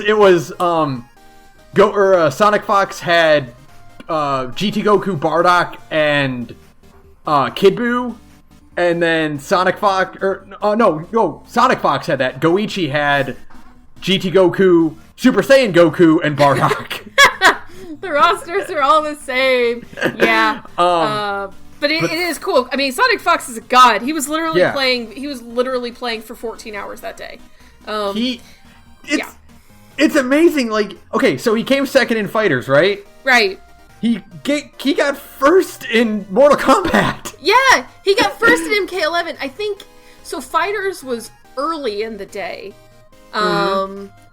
It was, like, early in the morning or something, right? Like, if I'm remembering it right, that, like, I think so. Like, Fighters Finals happened at, like, 10 o'clock that morning, and then MK11 was at, like, the end of the day. So he literally played for 14 solid hours and managed to get second in Fighters and first in MK11. Like, Sonic Fox is just a god at this point. Like, he's so cool. He is, like, unstoppable. Like, straight up. And, the finale with Goichi, like, Goichi in tears when he won. Oh, I know, just shaking, like he's just overcome with emotion. Like, it's beautiful. Because what? He and Sonic Fox have been doing this for, like, how long? And how many times has Goichi actually won? I think this is the third time they've met at EVO. And I think Sonic Fox won the last two. Yeah, Sonic Fox won won Fighters Evo last year. Yeah, I think he won the year before that. Or yeah, wasn't even at EVO. No, it wouldn't have been because it wasn't out yet. Right. But they've met each other. They fought each other like twice, and yeah, and he's lost twice. They fight at like bigger events besides EVO, but like this is the first time Goichi won at EVO, and like good for him. Oh man, so good. The rivalry. Oh, it's beautiful. It's great. But then we also had like a bunch of cool announcements. A few news articles popped up. So first off, an EVO 2019 joke had fans thinking Snake would be in Tekken 7. And then everybody was really mad. Including David Hayter. Including Harada. Oh, Harada was so mad, yeah. He was not happy. So what happened, if you didn't see it, if you people at home didn't see it, EVO does promo stuff. And they'll just do jokes between matches. Like when it cuts to a sponsor on the stream or whatever, the audience will get clips of shit, whatever. One of them was a classic codec call thing where David Hayter as Solid Snake pops up, and he's like, "This is some good ass Tekken, isn't it?" And that was it. And then people were like, "What the fuck does that mean?" Because Negan got to be in Tekken, so like, what are the limits here? Anything is possible if Negan can get into Tekken. So, like, did they just like soft confirm Snake for Tekken? Like, what the fuck is Snake gonna be in Tekken? And then it's like, no, it was a joke. It was a weird joke thing. And David Hayter went on Twitter and was like, "Hey, I did not give my permission to use my voice clip for that way." Yeah, because David Hayter does that thing where you can like pay him. He has like it's some website. It's like a I don't know what the website is, but you basically pay somebody and they'll they'll read you like happy birthday or something in like a character's lines, which is why I'm sure somebody at EVO paid him for that. Yeah, and then like Harada saw that and like legitimately got angry at someone. Yeah, someone got fired. Yeah, after that, somebody got. Yeah. Because that was bad. But then we got extremely cool looking dude Leroy Smith. We got Leroy Smith, so we did get one cool character. We got Wooly as fighting games. As Wooly himself said, we got our first Wooly. Like that dude is fucking cool looking as hell. He looks so cool. Did you see the thing about somebody being like, some guy on Twitter was like, "Can we invite you to the barbecue for this?" And poor Harada does not understand the concept of like African American barbecues in the United States, and he's like, "What do you mean barbecue?" And somebody explained it, and he was like, "That's so much food." Yeah, it's like that's so awesome. They barbecue in Japan, but there's nowhere near as much food. It's not the cookout. It's not the cookout. No, it's hilarious. No, that dude is great. That dude looks so fucking cool. There's that post where they're like, it's like, "Oh yeah, this dude is everybody's grandma's friend." Yeah. He looks so sick. This dude isn't even invited to the cookout, but everyone's aunts brings him a plate anyway. God, it's so cool. He looks so man. Fucking Tekken. And then we got another Wooly when Arxis reinvents fighting games with Guilty Gear, with the 2020 Guilty Gear. Guilty Gear 2020, I'm so excited. I'm so bad about it, but I'm gonna play it anyways. The article I have says, "New Guilty Gear will confront the essence of fighting games." And people are like trying to figure out what the fuck that means, and they're like, because like the idea is Guilty Gear is a complex fighting game. It's a pretty fucking intense, like high skill fighting game. They're like, are they gonna ease it up? Like, are they gonna like tone it, like make it simpler to get into, like they did with Fighters? Are they going to mix up like more of the gameplay system? Because we saw they have like there's like a stage transition mechanic. Yeah. So like that's gonna be a thing. Like people are like analyzing it, trying to figure out like, well, what are they doing? Like what are the inputs for this? Because like you know what these characters can do with their moveset, but it's like, well, what are they pressing to make them do that? Right. And you want to look closely at these clips because even an idiot like me can be like, holy fucking shit. God. How? Because somebody at ArcSys sold their soul because, I mean, like, my love for Guilty Gear is born entirely. Like, I'm bad at fighting games, and I don't really, like, study them to the degree that other people do. Because, like, I don't have that kind of time, and fighting games is a learned skill like any other sport, and like any other sport, I just don't really have the time to devote to it. That said, I like Guilty Gear as the fighting series, probably the most of all of them, like, more so than, like, pretty much any other fighting game series out there, because I have always thought Guilty Gear has the sickest art style in fighting games. I really wish I was good at fighting games because I want to know more about all those characters. Mm-hmm. I cannot believe how fucking cool Soul Bad Guy and Kai look. Oh my god, Kai with his short hair is just yeah, it's choice. Soul Bad Guy's sword is like the coolest looking sword I've ever seen in a video game. Yeah. Like, flat out. Oh god, all of the designs are so cool, and New Guy is with his fucking, like, Revengeance skull mask. Oh, it's so cool! Cyber Samurai fucking so white dope. dreads. Oh my god. So dope. White dreadlocks is always, like, the best look in the world. And, like, I don't mean, like, white people dreadlocks. I mean, like, black guys with white hair yeah. dreadlocks. Looks so dope. And I realized that this is such a weird, like, but I guess it kind of works because Wooly was like, I'm fighting games! But, like, back when the best friends, rest in peace, were playing DMC3 and they had that illustration of Wooly as Virgil, I was like, that looks awesome! Cool. That's a good look! So cool! Dude, new dude is so fucking sharp looking. I cannot wait to see more of this gameplay footage. Oh my god, I'm so excited. They are sorcerers to make it look this sharp. I cannot believe, like, this, like, you look Fighter Z. You thought Fighter Z looked good. Oh. Right? Fighters. You thought the last Guilty Gear looked good. Like, no. Remember when your jaw dropped? You're like, they made that's a 3D model. That's not a sprite. Mm-hmm. This shit is so, like, smoothly animated. I can't believe it. It's galaxy-brained when you look at it. You just feel your mind expanding every time you look at, like, the animations for this fucking game. It is gorgeous. I'm such a chump. I probably will buy 2020, right. Even though I'll be bad at it, just because, like, Guilty Gear is my love. I just think it's so beautiful. I know nothing about, like, the lore. Sorry, y'all, if you're hoping to be like, oh, hey, Sarah, lore. No, I don't really know anything about the lore, but I've been, like, in love with one, playing the game at parties with friends, and two, I've just been in love with this art style back when it was pixel art, and it had some of the best hand-drawn pixel art in the industry, and they just carried it over into some of the best, like, 3D animation in the industry. It's like, yeah, they're just on another level in terms of technical competence and just making it look like a cartoon that you control. Like, man, every time somebody else is like, hey, look at our cool cell shading shit, it's like ArcSys kicks in the door and is like, no, idiots, this is how it's actually done. So I'm extremely excited for 2020. Look at our shit. Yeah.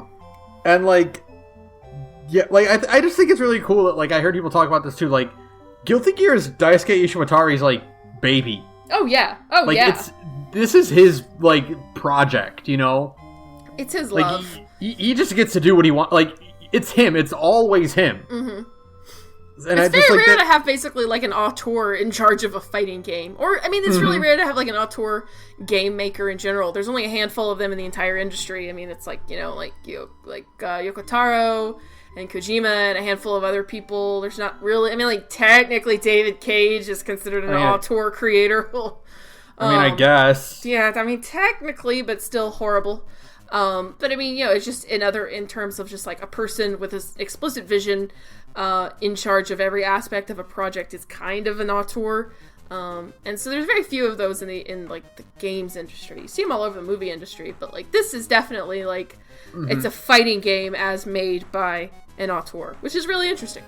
Yeah, it's cool. I'm really fucking excited to see more of this as someone who doesn't even play fighting games. Oh my god, I'm so excited. I'm so excited to see everybody else's new designs because like I'm really excited for like Dizzy, especially Dizzy is one of my favorite like train wreck fighting game character designs, but I've always liked her look. Even though it's like a mess. I'm really excited to see what is the really, really big guy with the shotgun gloves. Oh. Like, it starts with like a Z, I think, or... Yeah, I know who you're talking about. You put me on the spot. So. I know. I don't even know his name, but I'm like, that guy looks cool. Yeah. I like his big punchy gloves. So, look forward to that. Yeah, that'll be cool. We'll see that probably fucking soon. Next, we'll break away from Evo because everything else is just kind of generic. Janemba got announced. The Street Fighter stuff got leaked early, which is good because like no one would have cared after seeing New Guilty Gear and seeing Leroy Smith. It's good that Capcom got some hype built off of Poison, even though Poison looks fucking horrible in the Street Fighter V engine. Fuck. Lucia looks great. I love that both Lucia and Poison have new fucking strong New York accents. Oh my god, I know. Oh, I love it. I love it so much. Just, can we get Final Fight back since Streets of Rage came back? Can we get more Final Fight? Can you put like, can you give us like, can you just put Hagar in Street Fighter V? And then we'll just call it done. Call it a day. We got everyone we wanted. Dust our hands off. We got everybody from Final Fight in Street Fighter now. It's all good. All right, what else? Yeah, that's it. But okay, so moving on. Got some weird Schadenfreude articles. Okay. FTC panel reveals troubling relationship between streamers and loot box creators. Ooh, yeah, I heard about this one. So quick summary of what's going on, and here's my big allegedly. Allegedly. I wish I could do the KZ voice. Allegedly. Yeah. Allegedly, companies are paying streamers to open loot boxes on stream, which in of itself is not a bad thing. I mean, fuck, people will do that for free. Right. You know, some people like to tune in and watch their favorite streamer open loot boxes. Yeah, I don't get it, but people love watching gacha rolls, so, alright. But what the companies are doing is saying, oh, hey, streamer, you're gonna open these loot boxes, allegedly. We're gonna bump up the percentage of when you get a rare item. Allegedly. Just so maybe you can get some better things when people are looking, you know? How would you be up for that, streamer? And now, similarly, people have been saying for a while now that they'll give out press copies of games to reviewers and stuff with jacked up percentages. Yeah. So that when the review goes out and says, yeah, I mean, there's loot boxes, but you get some good stuff pretty quickly, and, you know, it's not that big a deal. Then the game comes out to the public, and they fucking tank those percentages. Right.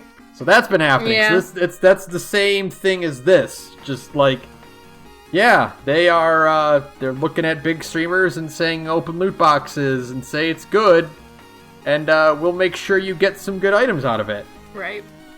Allegedly. Yeah. That's happening. That's pretty shady.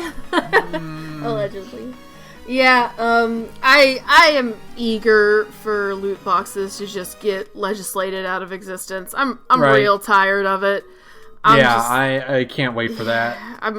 As much as I like Fate, I say that. I don't actually like Fate Grand Order. I just like the designs and how fucking bad shit the writing is. But I don't actually play Fate Grand Order that much anymore. So I'm hoping like gacha games and loot boxes, all that shit. I'm just kind of ready for them to die. So, It'd be cool if all that bill would hurry up and like pass through some shit, but it won't. Yeah. It's gonna get held up in committee forever. So we'll see. Well, we'll see.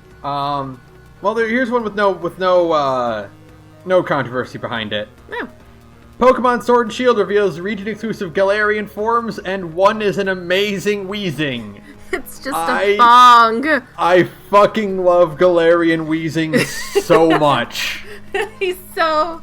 Oh. It's the best. Yeah. It's the best it's ever been.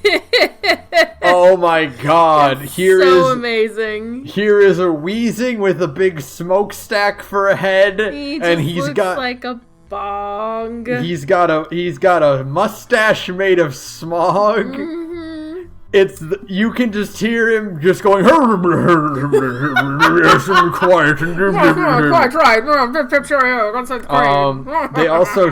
They also showed off bunch of new characters. I'm loving every design of every character I've seen in Oh my god, I know. Shield. They're really solid. Marnie is extremely good. Yeah, Marnie, especially with her team. Team Yell, who are her soccer hooligans. They're just toxic fans. They're just toxic Twitter fans. That's it. Yeah, Marnie's design is great. I love her Pokemon. The Morpeko, like it's a Pikachu with two different forms, and like when it gets hungry. When it gets hungry, it just gets mad. It's a hangry Pokemon. I understand.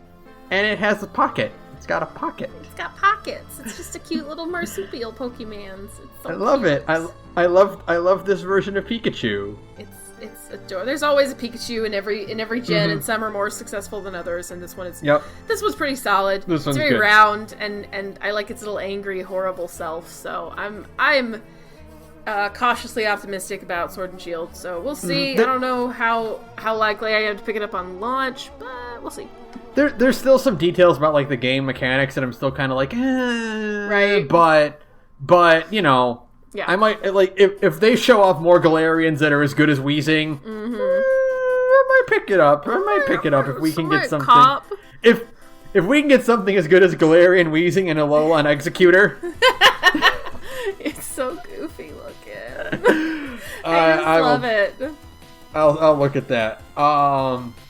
Here's one that isn't actually video game news, but it made me laugh a lot. Mm-hmm. Verizon agrees to sell Tumblr to the owners of WordPress. Oh, boy. So how much is porn worth on your platform? The answer is approximately 100 and... It's... Okay, so let me look at the articles for this, or the details for this to make sure. They bought Tumblr for like $1 billion, didn't they? 1.1 billion. Verizon bought it for 1.1 billion. And they sold it for like 20. Not even. I don't think it hit $1 million. I think they sold it for like 20,000. No, it was more than that. It was I've either heard, the numbers I've heard are either 2 million or 20 million. It's one or the other, and both are extremely bad. Then it would have to be 2 million because, like, it didn't even get 1% back of what it paid. So that's how much porn is worth on your service, if you wanted to know. That's the exact value of not safe for work content on your social media. So, yeah. And WordPress isn't even going to bring it back. I know, the goons at WordPress are still like, nope, we're going to keep that ban in place. It's like, oh, cool, so you just want to keep, like, what are you money. thinking? What's wrong with you? Literally, the way to make your money back. Like, you just spent X $1 million on, like, this shitty social network and be like, yeah, we're bringing back the porn and we're gonna hire a moderation staff. That's it. Congratulations, Tumblr is back on the upswing. Because, like, literally, here's the thing, and the reason why I'm still on the Blue Hell site, and I will be on the Dark Blue Hell site until it or I die. I mean, LiveJournal is still going, for fuck's sake. I will be on Tumblr until one of us is dead. Either thou or I or both shall go with him, as they say. Because, like, Tumblr, there really isn't, like, a social network, whatever. that scratches that itch, because it's like Twitter is close, but Twitter does not allow for the degree of, one, for discussion, and for two, like cataloging. Like Twitter does not have a functional tagging system, you know? Like, if you want to keep track of certain things, then like Tumblr is kind of it. You'd have to hashtag everything you tweet. But then you can't search for those hashtags in somebody else's Twitter. It's just not like functional in the same way that Tumblr is. For all intents and purposes, Tumblr is still the best because it puts all your shit in order, in chronological order. Shocking. You can tag your shit and the tags will keep forever. Yeah.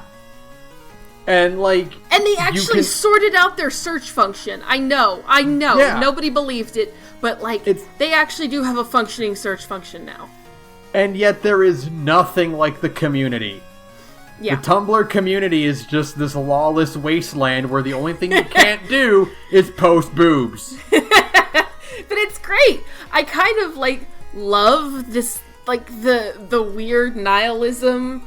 It is the feeling of being the last handful of people at a bar, you know, and you're just kind of dragging ass out to the parking lot. We're all stuck on the hell site together. We're just reblogging stuff and talking about stuff, and we're playing music on the deck of the Titanic, baby. We're just hoping it doesn't get to us. One day the bartender's gonna kick us out, but until then, it hasn't happened yet. Until then, we're all still here. Talking about Fire Emblem right now. It's always so weird. I go to search for things on Tumblr, right? People still use it, and teenagers still use it. So I go to I can go to the Tumblr search function right now, and the trending tags are always just I know I'm old now because the trending tags for Tumblr are always utterly incomprehensible to me. It's or not incomprehensible, but stuff I know nothing about, like Taylor Swift, and for some reason SNL is trending, and Cody Fern. I don't know who that is. I'm old. That's what I've learned. I don't know what your music is anymore. Get off my lawn. I used to be with it, then they changed what it was. Now what I'm with isn't it, and what's it seems weird and scary to me. It'll happen to you. Yeah, that's what's happened to me, but I'm still on Tumblr. I've had a Tumblr for 7 years now? Longer, maybe? I'm not going anywhere, man. Nope. No. I mean, it's I hate it here, but they'll have to drag me out. I hate it too much to go through the effort of leaving. It's too much work. Where else am I going to find things? Twitter is a nightmare. Twitter is horrible and nobody should use it, which is why I'm on it all of the time, of course. But God almighty, I'm not locked in here with you. You're all locked in here with me. Alright? So... But... It's just like everyone says, I've never seen a community that's so fucking active and constantly on, but is completely unmarketable. No, that's the great. I think that's the beauty of Tumblr, honestly, is that it is utterly unmarketable. You cannot make money. I mean, that's why this social network, you can't, it just keeps hemorrhaging cash. It's because, and it has a teeny tiny staff compared to other social networks. It only has 200 people on staff, which is minuscule compared to a lot of other social networks, you know? So it is utterly unmarketable, and you don't get promoted tumbles, mostly because they can't seem to kill XKit, so you can just hide that stuff because everybody still uses XKit, you know? So you really can't make money off of this social network, and it's kind of beautiful that way. It is really the last place on the internet where you can avoid most, if not all, advertisements and be pretty much anonymous. Yeah, basically. That's it. That's the last kind of nerd space on the internet where You don't have to work. Like Reddit is a bastion of astroturfing, right? Like, we all know it. Most things on Reddit are paid. You know, like, people buy upvotes and stuff all the time. You can literally Google it, and you'll find, like, people, like, $200 for a couple thousand upvotes, you know? Like, really cheap. It's cheap. And so, like, on Reddit, you can never be sure if you're looking at a Hail Corporate post or not. Twitter is just relentless in its constant promoted tweets and attempts to monetize and I mean, all this other horrible shit.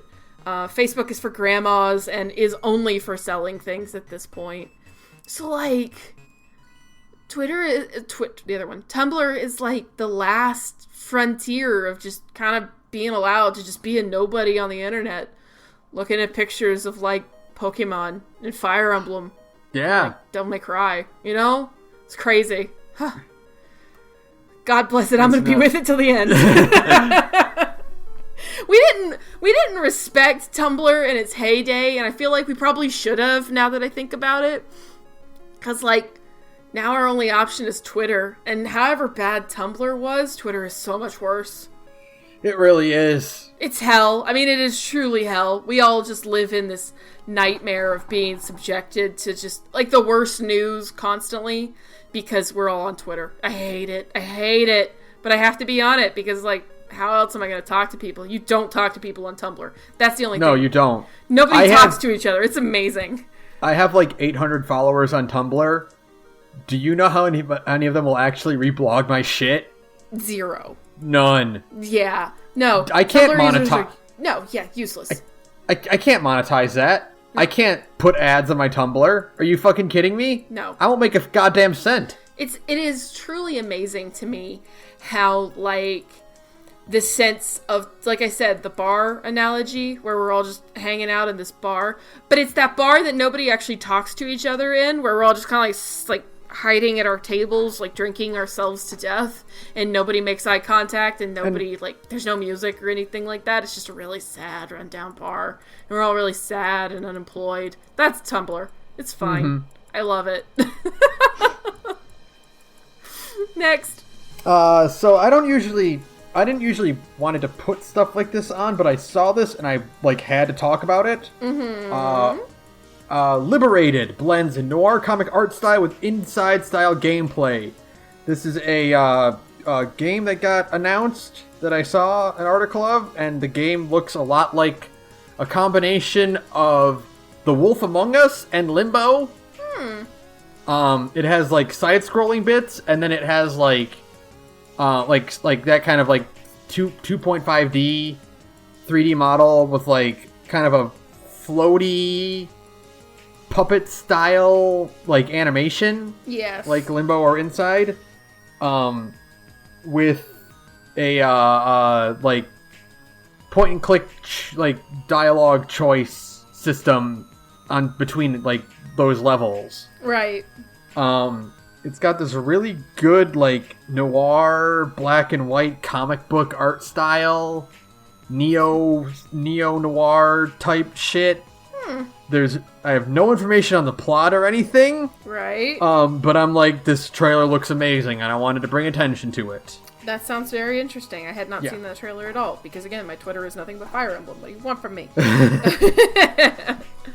So that's cool. The link will be in that, and I would highly recommend we watch it afterwards. But yeah, I just wanted to bring attention to that because it looks fucking cool as hell. How many more news articles we got? Because I got one. How many more you got? I got a handful. I got 4 left. Okay. We'll before we do your last one, I want to get mine out. So okay, yeah, sure. I'll let you know when we get to the last one. Okay. So moving on, another big case of what the fuck. Borderlands 3 YouTube channel investigated by 2K for leaks disappears. Oh yeah, that is like the most bizarre story. This shit is insane. So a YouTuber, 2K did some streams for Borderlands. Yes. And in those streams, they were like private streams, but like you could they could access them if you were like a subscriber or something, or somehow like you could get to them easily, right? Where it contained footage that they didn't want like to get out. Mm-hmm. And this guy Supmato on YouTube watched them and put them on his channel because they were public streams, right? And you can use, and he's a big Borderlands fan. He was like, "Oh, here's some footage I can make you could use for a video, mm-hmm. to talk about the game." And then 2K Games was like, "Hey, how'd you get that footage?" But it was not so much, "Hey, take that down," because fine, whatever, oops, we didn't mean to post that. Can you take it down, please? Right. It was not that they sent him a letter or an email or a phone call. They sent men to his house. Yeah, oh yeah, that's the craziest part of the story. They sent jackbooted thugs. Goons. They have goons. A video game company sent goons to someone's house. Do you ever think about the fact that Randy Pitchford has goons? 2 men came to his house. How? That is so fucking weird. This is the most unnecessary show of force I have ever seen. I don't understand, like, the appeal of Borderlands, but people are, like, losing their minds. Oh, God. We'll talk about that eventually. I don't understand the appeal of Borderlands. I fucking hate Randy Pitchford. I don't like Gearbox Software. I don't think fucking Borderlands is that funny, and I think if you have, like, an interest in Borderlands, you probably have, like, a mush for brains. I guess we're just gonna get into that right now. But then, like, this shit comes out. Like, the fact that, like, Randy Pitchford is, like, a psychopath, and, like, this sending goons, actual thugs, hooligans, the enforcers. I could keep going. They're private investigators. So, like, one, why the fuck did you need to hire private investigators? Who the fuck calls the Pinkertons on a goddamn streamer? Don't you have, like, an internal staff of, like, hey, who posted the footage? Amazing. Like, doesn't, you're a big company, you should have people that are like, hey, did you leak this shit? So bizarre. Like, you're fired. We found that you leaked it. Like, like a normal company, like, it would still be kind of shitty, but also, like, the understandable kind, where it's like, hey, yeah, they wanted you to take your video down because you posted footage they were ready to show yet. Right. Yeah, it was a public stream, but they weren't ready, and it was their mistake. Can you take it down, please? Yeah, it's not hard. I mean, even just send, like, a fucking cease and... If you want to, like, have a little bit of a show of force, be like, here's a cease and desist letter. Take it down, now, Yeah. Just, goons? Like, a simple way to do it, and not in the most egregious fucking batshit way conceivable by a person. I'm gonna send some dudes to your house. They shut his Discord down. So weird. Fucking bonkers. His channel and his Discord are down because weird. Gearbox shut down his entire shit. I just like because he posted footage that was technically public. Oh my god. I know. It's just like, and so like yeah, this is just the most flat out blatant, like, yeah, boycott Borderlands 3. Yeah, I can't even understand the appeal of 2K games just, like, in general, because, like, all of their games are kind of, like, not good. Like, whatever, Red Dead Redemption is not that good of a video game. Oh, wait, no, that's Take-Two, not 2K. Whatever. Yeah. Why the fuck do you both have the same name? And I've had, like, 3 glasses of wine in the course of this fucking podcast. But whatever, Red Dead Redemption 2 isn't that good anyway, so fucking gives a shit. Mm-hmm. Anyways, but, like, Borderlands is, like, it's written by what's-his-face, Anthony Birch, who is, like, the most unfunny writer ever. And, like, they did all this shady shit with, like, Claptrap's voice actor, and, like, nobody likes Randy Pitchford, And, like a lot of the Randy shit is, like, one, again, big bold letters, allegedly, and 2 is, like, yeah, that's Randy Pitchford. That's not necessarily the company. Like, right. Yeah, he owns it, but, like, it was his personal creep shit. So, like, okay, fine, I don't necessarily agree with it, but I can see why people would be like, no, I still want to play Borderlands. I like the company outside of this one douchebag's actions, you know? Right. But then this happens! And it's just, no. This is the company doing this, so don't. Don't. Play something else. Play literally any other game, because there's so many others that are better. And, I mean, like, yeah, Borderlands has a neat aesthetic, but do something better with your life, you know? I don't know. Literally anything. Go play Fire Emblem. Yeah, go play Fire Emblem. Just buy Fire Emblem. Stop wasting your life and play Fire Emblem instead. It's a much better way to waste your life. Okay, next. So, a few quick ones here. Persona 5 Royal Western release window announced. Spring Stupid. 2020. Stupid. You mean when Final Fantasy VII comes out? You mean when speaking of Fire Emblem, so, we have in March is Final Fantasy VII, which is gonna, destroy everything. Yeah, there we go. And then, anything that isn't destroyed by Final Fantasy VII will then subsequently be destroyed the next month by Cyberpunk 2077. So, where are you gonna put your fucking Persona game? Atlas in spring of 2020. What? Are you gonna put it after those two games? Nobody's gonna play Persona 5 The Royal. They're still too busy playing Cyberpunk or Final Fantasy VII R. Are you insane? It's like the worst timing. You gotta get that shit out before Final Fantasy VII comes out. You gotta get it out beforehand. It is going to obliterate, like, 7 is going to eat your fucking lunch.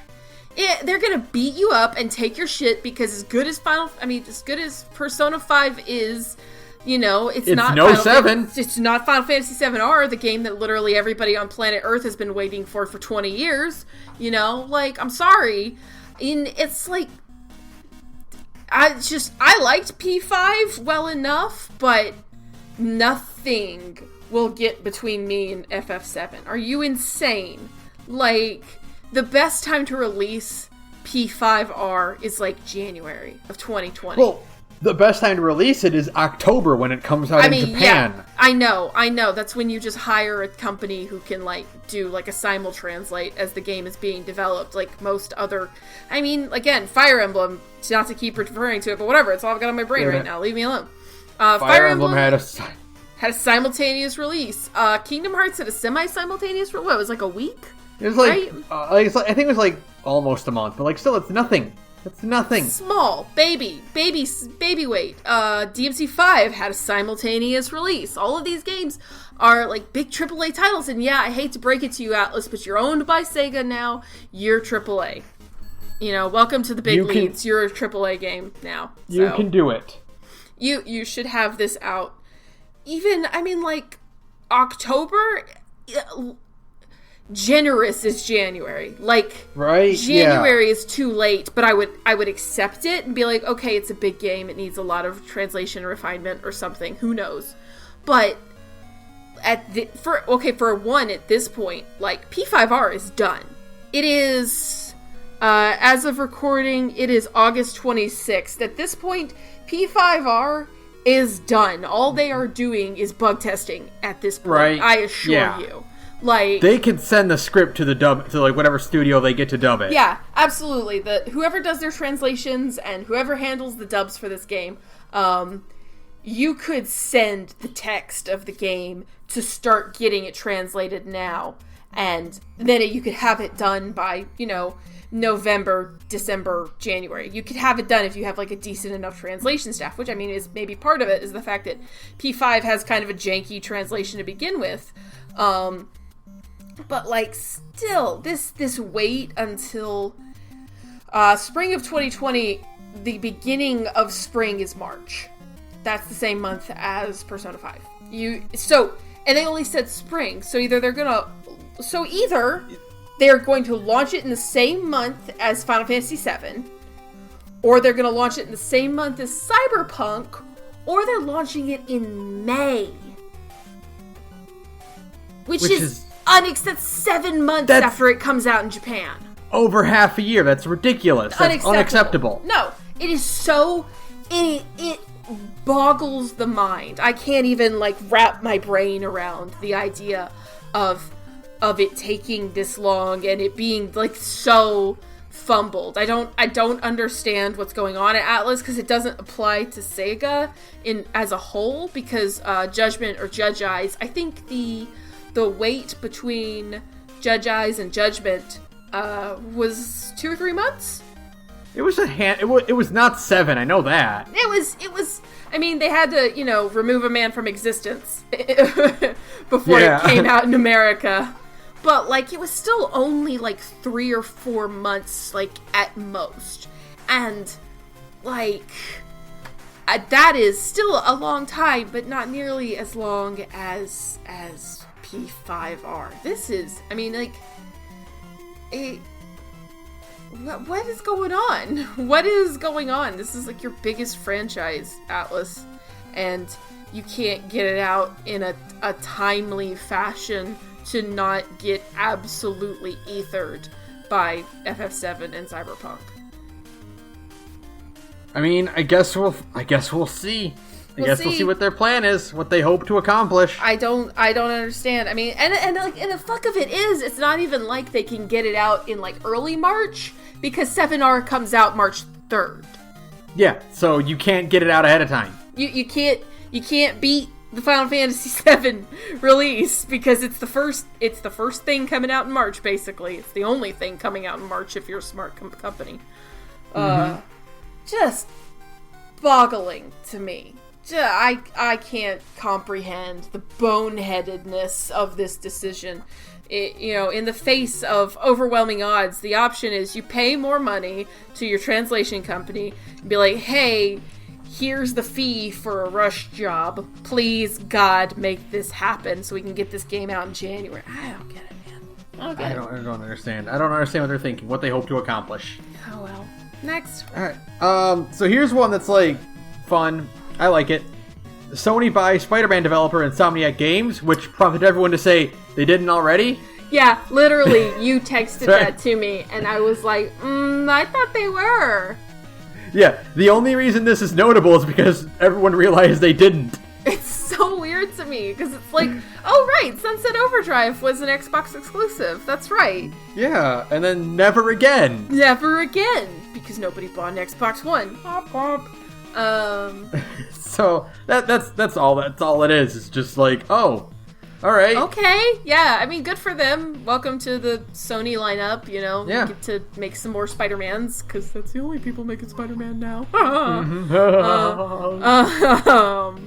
But yeah, it's interesting. I really swear to God thought they were already owned by Sony, the way Naughty Dog. I thought they were, because they're compatible, right? They're sister companies. Insomniac and Naughty Dog are they're best friends. I thought Jack and Ratchet hang out all the time. Yeah, literally the eggs in Jak and Daxter are gems for Spyro. Yeah, and literally in Jak 2. Jak 2 and Jak 3, in Ratchet and Clank 2 and 3, they show up. There's direct references to their franchises. Jak is a playable character in Ratchet Deadlocked, and Ratchet and Clank are in Jak X. There's a playable characters. There's a poster of them as well in Jak 2 in Haven City. Yeah. It was that's actually how it got started, was because the eggs, the precursor orbs in Jak and Daxter are reskinned Spyro gems. The way they thanked Insomniac was by putting a big poster of Ratchet and Clank in Haven City in Jak 2. So that's your game trivia for the day. So it's welcome to the family that you. It's they already spent the night there enough time that they just officially moved in. Yeah. Oh, so next, before we get to yours, and then the last big one is Mortal Kombat 11 full DLC roster revealed. So let me just say this real quick. The Terminator and Spawn look really good. What year is this? Sindel looks pretty good. Joker. Oh.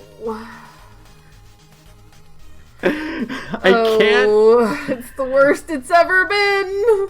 I can't believe. So, MK11 has a good style. The characters look pretty cool in 11. Yeah. They looked better in 10, but they look pretty cool in 11. Right?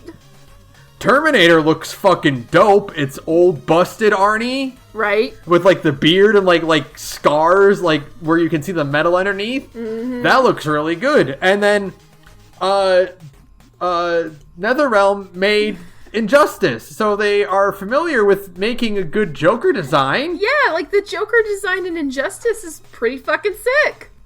And so, and then the camera pans up, and it's like it literally just looks like a guy in Joker makeup.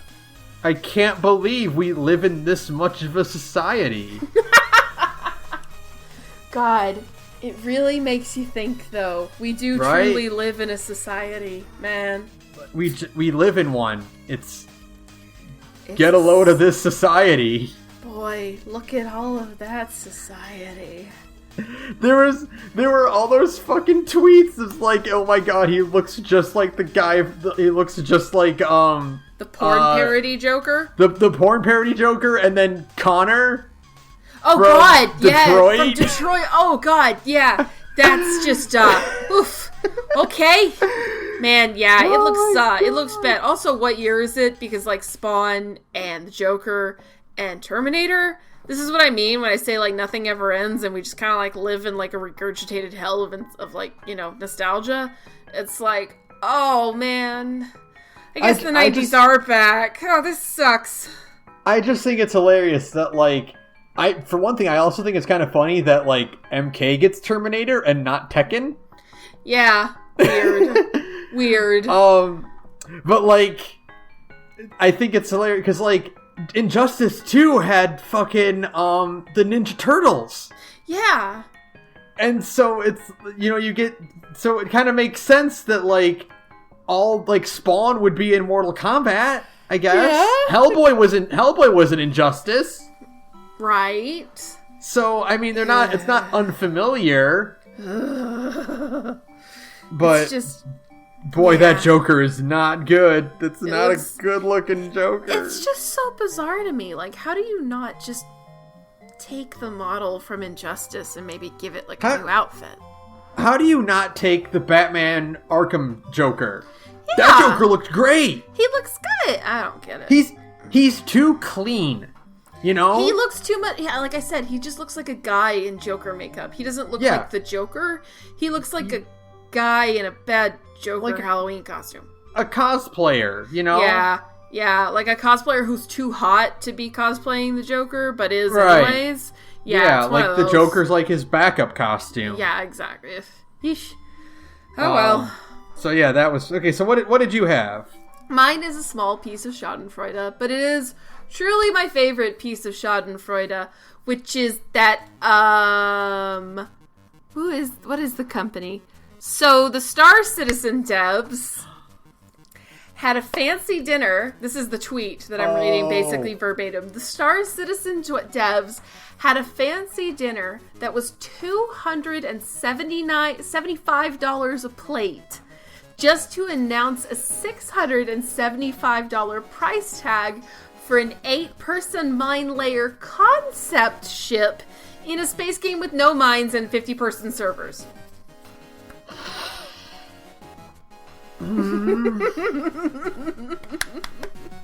Yeah. I was just talking about Star Citizen yesterday. Star Citizen is a scam. Like we've all accepted that, right? Like Star Citizen is a scam. Like we were talking about EVE Online and how like, oh yeah, remember the time that like a real world $50,000 ship blew up? Mm-hmm. Like just got blown up and like everyone was out of that money now forever. Yeah. And it's like, oh, that's just a daily occurrence in Star Citizen. You just throw money away and you're never gonna get a video game for it. That's just an incinerator for money. It is. Yeah, it is. This private event will be held at 6 p.m. We will be hosting a catered dinner and an intimate Q&A with Chris Roberts and key developers from the Star Citizen team. Yeah. Oh, imagine all the fart smelling that goes on there. And the ticket, it's not even a +1. It's $275 just for yourself. Good God. There's no +1. Yeah. For a fake video game that's not even out yet. That is never coming out. Yeah. Uh-huh. I love seeing people get mad when you're like, Star Citizen is a scam and you're just throwing money into an incinerator. Mm-hmm. And they're like, no, how dare you? How dare you? How dare you deny the devs' artistic vision? Their vision is to make money. At this point, I think the total price tag of Star Citizen now is $200 million. And there still isn't like a finished game to show for it. It's been in development for like 6 years? 7 years? Something like that. And there's only an alpha to play, and it has a 50-person limit. Mm-hmm. The privilege to play such a game. Oh yeah. Artistic vision. Yeah, Chris Roberts is just laughing all the way to the bank, man. Oof. So, that was my news. I saw it earlier today, and the Schadenfreude is just like, ooh, it feels so good. So, yeah, that was mine. I had to get that out of my system. That's great. That's great. Oh, God. I hope every single one of them goes bankrupt throwing money at Star Citizen. I hope he becomes a billionaire. Like, there's no good billionaires, but I hope enough smarmy dumbasses who think they're the smartest people on the planet throw enough of their fucking money at him that he becomes a billionaire. It's amazing to me. It's amazing. If I almost respect the grift, because I too would probably, like, if I had the ability to rinse a bunch of self-righteous nerds for all they're worth, I probably would. You know? Like, if it's basically like you set up a fucking booth that's like, for $100 I will punch you in the dick. Yeah. And then 100%. it's like, but then you also say, like, I'm making a statement. And then the line goes out the door. I have a vision of the future, and it's $100 for me to punch you in the dick. That's my vision of the future. Mm-hmm. Think about what this says about our society. We live in one, as the Joker told us. Next time is you pay $2,000 for a ship that has a Joker decal on it. Just says we live in a society on the side. It's great. It's like a Cowboy Bebop, but not as cool. Alright, Ben, take us home. What's the last piece of news? Last bit is Gamescom happened. There's no not really... Devil May Cry 5 news. There was no Devil May Cry 5, unfortunately. We live in hell. Real quick, Avengers gameplay looks boring. You can play Ultimate Alliance 3. It's out. Yeah. Dragon Ball Z Kakarot has a driving minigame. The driving episode is a minigame, so it instantly brings it up like 3 points. Yeah, that alone, and the fact that there's a bonus like episode thing between Gohan and 16, so like that alone probably just sold that game to me, because as we all know, 16 is best boy. Mm-hmm. They announced that Trunks is playable during the Cell Saga, so like again, I'm like, you know? Death Stranding trailer is just as incomprehensible as everything else, and it completely has pee mechanics. It has pee meta. The meta is about peeing and growing mushrooms. You and 800 of your closest friends all pee on the same spot, and that unlocks the perfect ending. Kojima, what is Death Stranding about? Yes. Nobody knows still. The game comes out in like 2 months. The answer is yes. God. I'm so excited. Which is for, like, it's either going to be amazing or it's going to be the most glorious train wreck in history. Like, I don't even have anything to say about the trailer because I don't understand what I'm seeing, and like none of this will make sense until we get context. And even I feel like even with context, I'm still gonna be like, okay. I'm so angry. I'm gonna be in Japan when Death Stranding comes out, so I'm gonna miss like as excited as I am about going to Japan. Make no mistake, I am gonna be in that window of time where like all of the hottest insane takes of Death Stranding, I am just gonna miss. And I'm just like, no, but I want to see how insane everybody goes. So, we'll see. When I get back, I'll have a big Twitter backlog to read. Absolutely.